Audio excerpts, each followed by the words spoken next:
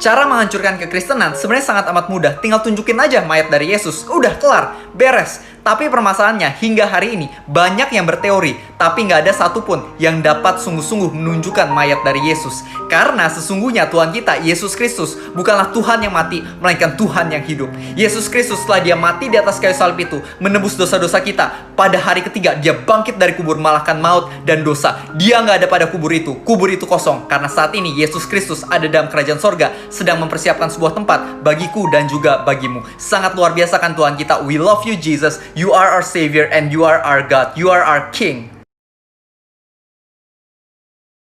Tunggu dulu, jangan scroll dulu. I just want to tell you that Jesus loves you so much. Apapun kesalahan kamu, kegagalan kamu, masa lalu kamu, Tuhan Yesus masih sayang sama kamu. Dia mau mengampuni kamu dan dia mau menerima kamu. Maka itu kembalilah kepada dia.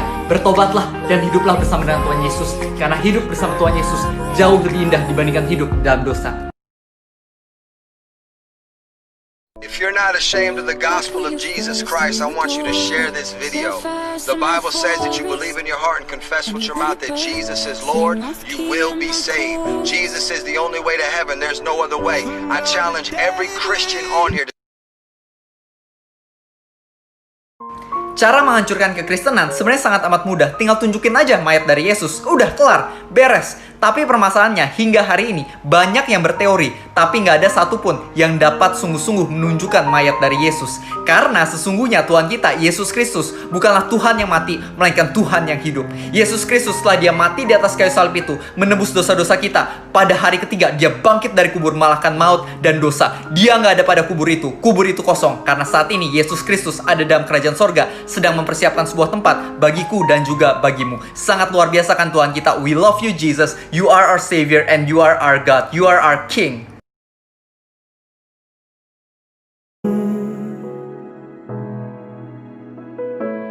Lewati setiap persoalan, Tuhan Yesus selalu menopangmu. Jangan berhenti harap padanya. Tuhan pasti sanggup. Tunggu sebentar. Sebelum kamu scroll, I just want to tell you bahwa Yesus sayang banget sama kamu. Meskipun kamu pernah melakukan kesalahan, pelanggaran, ataupun dosa apapun itu, Tuhan Yesus masih mau menerima kamu dan mau mengampuni kamu. Kembalilah kepada dia. Pada Yohanes 3 ayat 17, Tuhan Yesus mengatakan bahwa dia datang ke dunia bukan untuk menghakimi dunia, melainkan untuk menyelamatkan dunia. Meskipun kamu merasa kotor karena dosa kamu, ketahuilah bersama Tuhan Yesus dia mampu membersihkan semua dosamu itu. Asal kamu mau percaya dan sungguh-sungguh menerima dia dalam kehidupan kamu. Bertobatlah dan ikutlah dia. Ketahuilah bahwa hidup bersamanya jauh lebih indah dibandingkan hidup dalam dosa. Jesus loves you so much.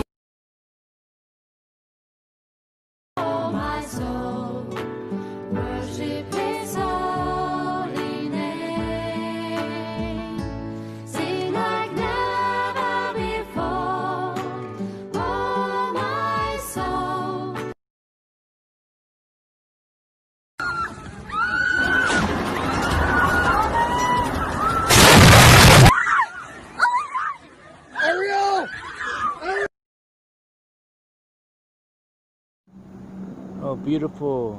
You look like the gold. Tunggu sebentar. Sebelum kamu scroll, I just want to tell you bahwa Yesus sayang banget sama kamu. Meskipun kamu pernah melakukan kesalahan, pelanggaran, ataupun dosa apapun itu, Tuhan Yesus masih mau menerima kamu dan mau mengampuni kamu. Kembalilah kepada dia. Pada Yohanes 3 ayat 17, Tuhan Yesus mengatakan bahwa dia datang ke dunia bukan untuk menghakimi dunia, melainkan untuk menyelamatkan dunia. Meskipun kamu merasa kotor karena dosa kamu, ketahuilah bersama Tuhan Yesus dia mampu membersihkan semua dosamu itu. Asal kamu mau percaya dan sungguh-sungguh menerima dia dalam kehidupan kamu. Bertobatlah dan ikutlah dia. Ketahuilah bahwa hidup bersamanya jauh lebih indah dibandingkan hidup dalam dosa. Jesus loves you so much. Cara menghancurkan kekristenan sebenarnya sangat amat mudah. Tinggal tunjukin aja mayat dari Yesus. Udah kelar, beres. Tapi permasalahannya hingga hari ini banyak yang berteori, tapi nggak ada satupun yang dapat sungguh-sungguh menunjukkan mayat dari Yesus. Karena sesungguhnya Tuhan kita, Yesus Kristus, bukanlah Tuhan yang mati, melainkan Tuhan yang hidup. Yesus Kristus setelah dia mati di atas kayu salib itu, menebus dosa-dosa kita. Pada hari ketiga, dia bangkit dari kubur mengalahkan maut dan dosa. Dia nggak ada pada kubur itu kosong. Karena saat ini Yesus Kristus ada dalam kerajaan sorga, sedang mempersiapkan sebuah tempat bagiku dan juga bagimu. Sangat luar biasa kan Tuhan kita. We love you Jesus, you are our Savior and you are our God, you are our King.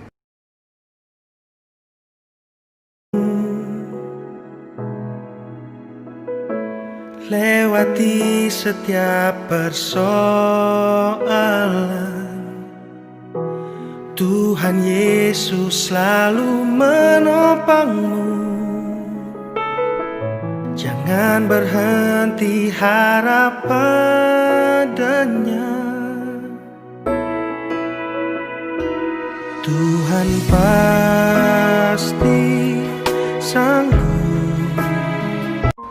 3B yang dapat kamu lakukan untuk mendapatkan pasangan yang tepat. B pertama adalah berdoa. Berdoa pada Tuhan, minta pasangan yang cocok untuk kamu. Tuhan, siapa ya kira-kira pasangan yang tepat buat aku? Pasangan yang sayang sama engkau dan juga bisa sayang sama aku, yang bisa membangun hidup aku ke arah yang lebih baik. B yang kedua adalah berusaha.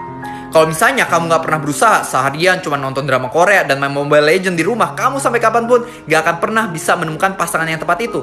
Kamu harus berjuang. Mulailah bergaul. Deketinlah orang yang mungkin membuat kamu tertarik itu. Siapa tahu dia nantinya bisa menjadi pasangan kamu. Yang ketiga adalah bercermin. Mungkin aja hari ini ada hal-hal dalam diri kamu yang mungkin harus kamu bereskan. Ketahuilah bahwa orang yang tepat juga sedang mencari pasangan yang tepat bagi dirinya sendiri. Maka itu terus kembangkan diri.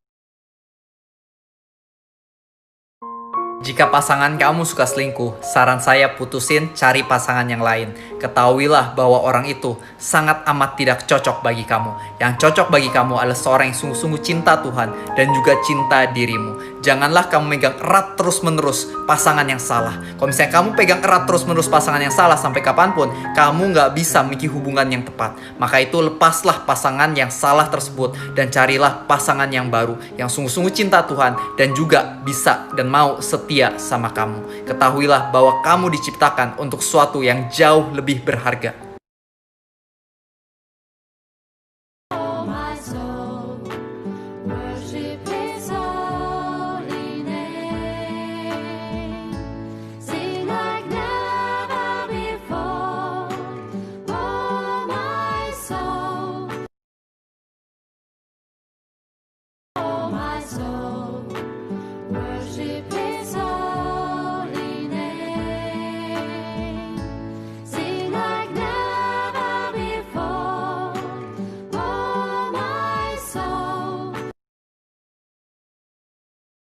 If you're not ashamed of the gospel of Jesus Christ, I want you to share this video. The Bible says that you believe in your heart and confess with your mouth that Jesus is Lord, you will be saved. Jesus is the only way to heaven. There's no other way. I challenge every Christian on here to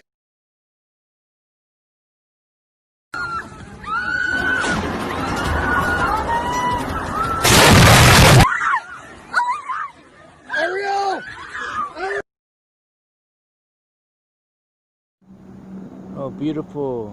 You look like the gold. Tunggu dulu, jangan scroll dulu. I just want to tell you that Jesus loves you so much. Apapun kesalahan kamu, kegagalan kamu, masa lalu kamu, Tuhan Yesus masih sayang sama kamu. Dia mau mengampuni kamu dan Dia mau menerima kamu. Maka itu kembalilah kepada Dia. Bertobatlah dan hiduplah bersama dengan Tuhan Yesus. Karena hidup bersama Tuhan Yesus jauh lebih indah dibandingkan hidup dalam dosa.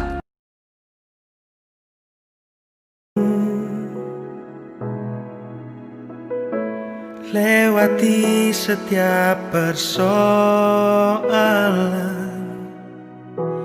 Tuhan Yesus selalu menopangmu. Jangan berhenti harap padanya. Tuhan pasti sanggup. 3B yang dapat kamu lakukan untuk mendapatkan pasangan yang tepat. B pertama adalah berdoa. Berdoa kepada Tuhan, minta pasangan yang cocok untuk kamu. Tuhan, siapa ya kira-kira pasangan yang tepat buat aku? Pasangan yang sayang sama Engkau dan juga bisa sayang sama aku, yang bisa membangun hidup aku ke arah yang lebih baik. B yang kedua adalah berusaha. Kalau misalnya kamu gak pernah berusaha, seharian cuma nonton drama Korea dan main Mobile Legends di rumah, kamu sampai kapanpun gak akan pernah bisa menemukan pasangan yang tepat itu. Kamu harus berjuang. Mulailah bergaul. Deketinlah orang yang mungkin membuat kamu tertarik itu. Siapa tahu dia nantinya bisa menjadi pasangan kamu. Yang ketiga adalah bercermin. Mungkin aja hari ini ada hal-hal dalam diri kamu yang mungkin harus kamu bereskan. Ketahuilah bahwa orang yang tepat juga sedang mencari pasangan yang tepat bagi dirinya sendiri. Maka itu, terus kembangkan diri.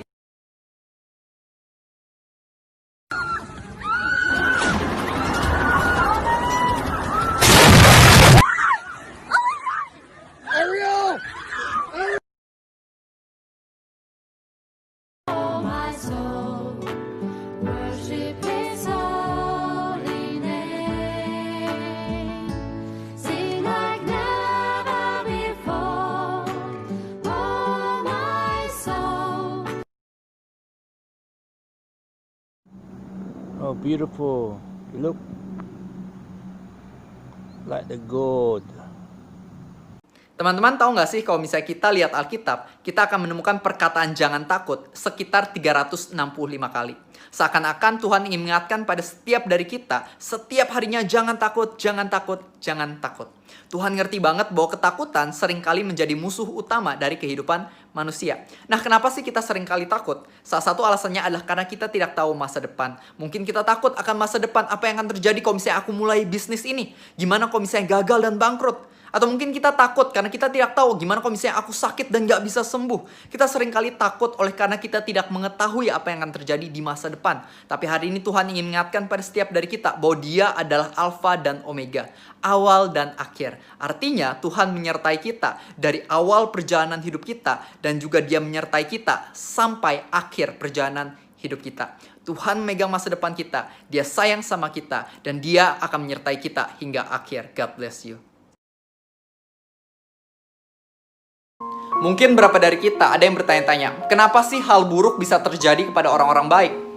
Teman-teman, let me tell you, di sepanjang sejarah cuma pernah kejadian sekali orang baik menerima hal yang buruk. Namanya adalah Yesus Kristus. Ketika Dia mati di atas kayu salib itu, Dia yang harusnya nggak mendapatkan hukuman apa-apa, Dia yang harusnya suci, kudus, baik, menerima hukuman yang seharusnya diterima olehku dan juga olehmu. Kita yang udah berdosa, kita yang udah berbohong, kita yang udah mencuri, kita yang udah berpikir mesum, kita yang udah mengejek orang lain, kita yang udah membenci, tetapi Dia yang menerima semua upah dari dosa kita. Jadi kalau misalnya kamu hari ini masih berasa bahwa kamu adalah orang baik yang menerima sesuatu yang buruk, kamu salah besar, karena kamu bukanlah itu. Melainkan kamu adalah orang yang sangat buruk, orang yang sangat jahat, orang yang penuh dosa, tapi diselamatkan oleh karena kasih karunia. Karena di atas kayu salib itu, Yesus Kristus udah menebus dosa-dosa kamu. Thank you so much, Jesus. We love you.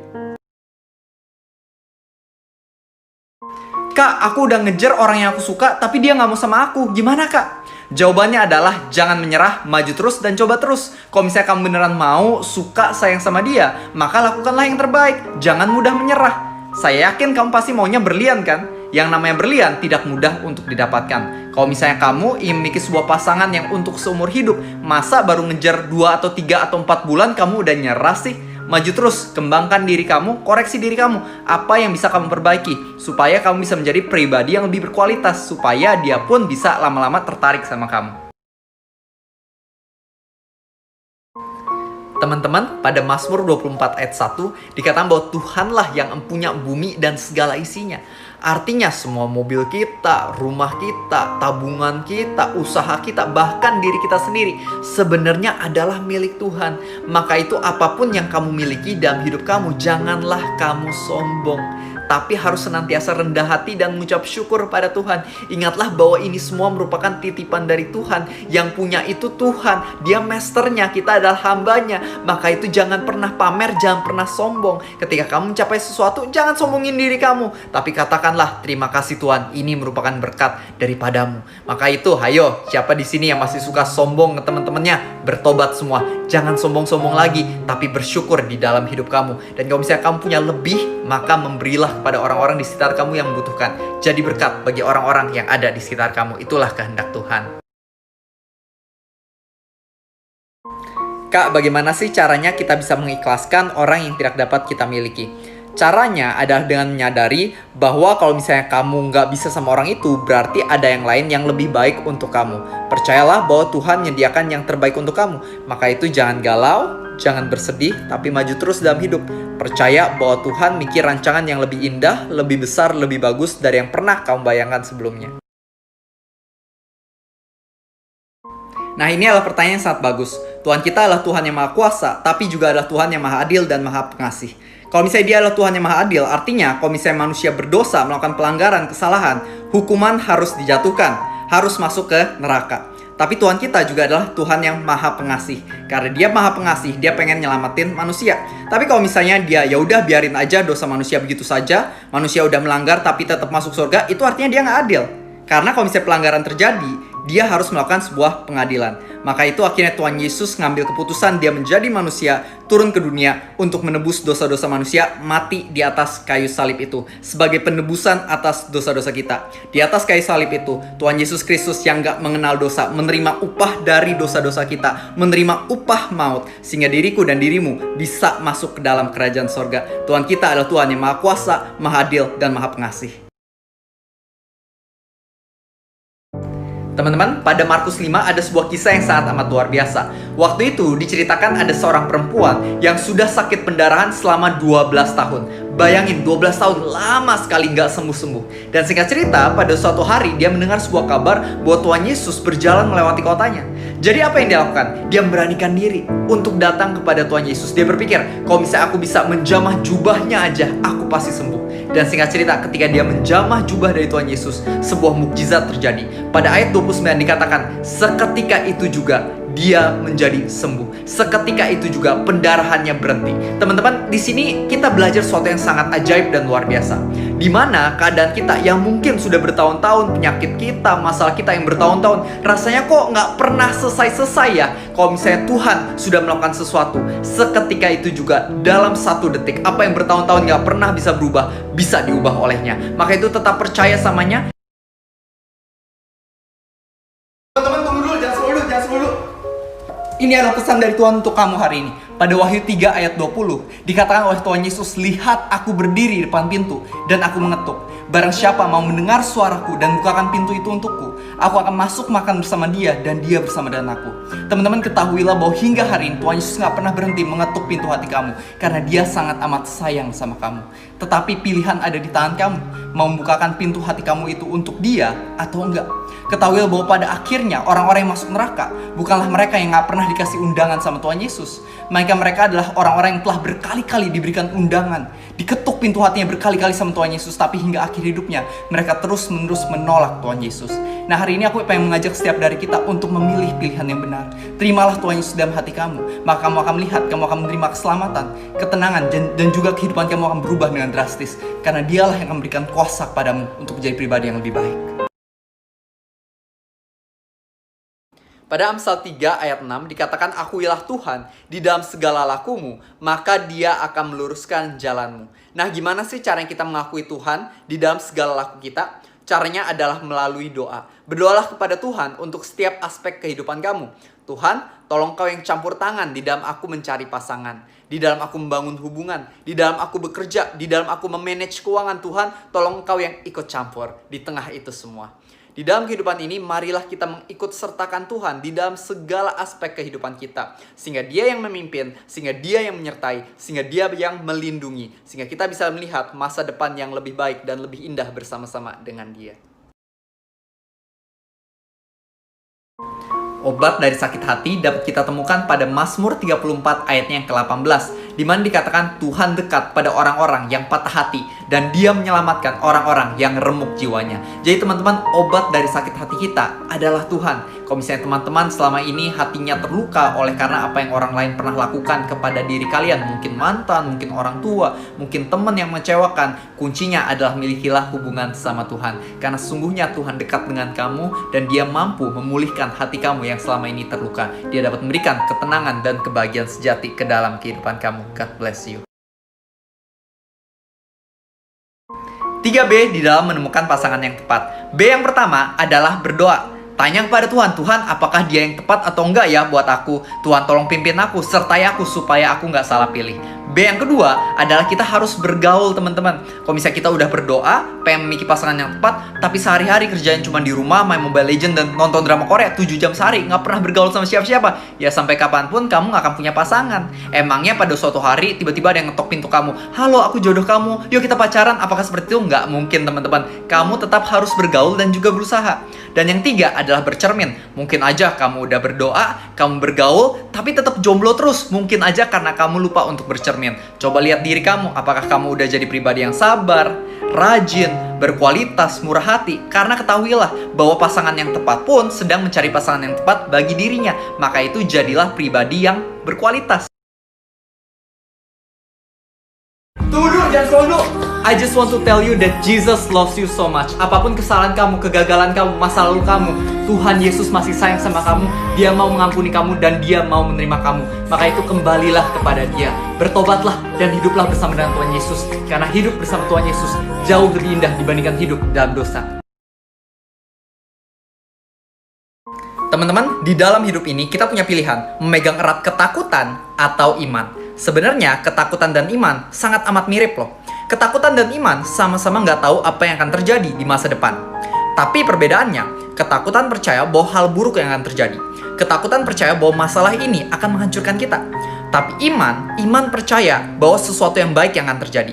Iman percaya bahwa Tuhan mampu melakukan mukjizatnya di tengah masalah kita. Nah, kamu punya pilihan, memegang erat ketakutan atau iman. Saran saya, peganglah iman. Karena ketika kamu memiliki iman, kamu akan melihat mukjizat terjadi di dalam kehidupan kamu. Tuhan beserta kamu dan Dia sangat amat sayang sama kamu. Smith Wigglesworth pernah mengatakan, janganlah kamu berdoa lebih dari 20 menit dan janganlah kamu menjalani hidup 20 menit tanpa doa. Artinya apa sih teman-teman? Artinya, Smith Wigglesworth ingin mengatakan bahwa pendoa yang luar biasa bukanlah dia yang sekali doa lama banget, melainkan seorang pendoa sejati adalah dia yang di dalam keseluruhan hidupnya terus-menerus berdoa di dalam hatinya. Sesungguhnya doa bukanlah sebuah event. Bukan ketika bangun pagi doa, habis itu kamu menjalani hidup kamu selama 12 jam tanpa doa, habis itu pas malam pulang baru doa lagi. No, bukan itu. Doa bukanlah sebuah event, melainkan pendoa sejati adalah dia yang di tengah hari-harinya terus-menerus berdoa. Ketika dia bangun pagi, dia berdoa. Ketika dia melakukan aktivitasnya, sebelum dia mulai, dia berdoa. Ketika dia sedang mengerjakan tugas dan dia bingung, dia berdoa. Ketika mau mengambil keputusan, dia berdoa. Ketika lagi khawatir, dia berdoa. Seorang pendoa sejati adalah dia yang terus-menerus berdoa di dalam keseharian hidup. Pada Yohanes 14 ayat 1-3, Tuhan Yesus mengatakan, janganlah gelisah hatimu. Percayalah kepada Bapa, percayalah juga kepadaku. Di rumah Bapakku ada banyak tempat tinggal. Jika tidak demikian, aku mengatakannya kepadamu. Aku pergi ke sana untuk menyediakan sebuah tempat bagimu. Dan jika aku sudah pergi ke sana dan menyediakan tempat bagimu, aku akan datang kembali untuk membawamu ke tempatku. Sehingga di mana aku berada, kamu pun berada. Inilah berita baiknya teman-teman. Kenapa kita nggak perlu khawatir ataupun takut menghadapi segala penderitaan, masalah, tantangan di dalam hidup ini. Karena kita tahu bahwa pada ujungnya ada kemenangan. Pada ujungnya ada harapan. Pada ujungnya ada kehidupan di dalam kerajaan sorga bersama-sama dengan Tuhan Yesus. Suatu hari nanti Tuhan Yesus akan datang kembali untuk menjemput kita kembali.